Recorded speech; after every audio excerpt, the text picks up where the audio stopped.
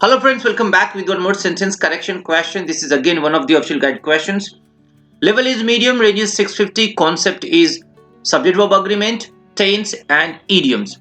Let us begin. It says Thomas Eakins' powerful style and his choices of subject, the advances in modern surgery, the discipline of sport and strengths of individuals in tension with society or even with themselves was as disturbing to his own time as it is compelling for ours.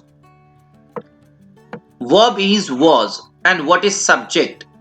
You know that this is modifier, and modifier means what? It is phrase. So the subject should be before that phrase, and before that phrase here it is powerful style and choices. So style and choices were as disturbing to his own time. So instead of was, it should be were. So option A out and option C out. Let with B, D, E.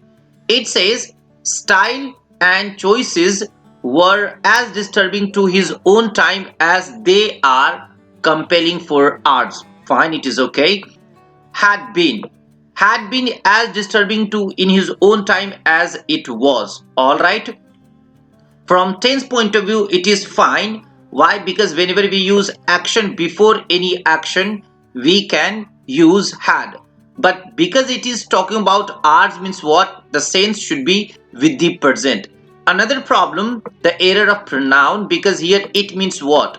Style and choices are compelling for ours. So it is pronoun error along with tense. In general sense, the situation of this should denote present instead of past, and from that angle it should not be had been. All right, so option D out. Option E, have been as disturbing, because we are talking about past and with the past we are matching with the present. That's why it should not be have been, but it should be were.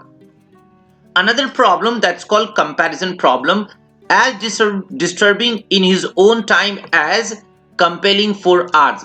It is incomplete. It should be as they are compelling for us. So option E is incomplete along with tense error, and that is why B remains best option.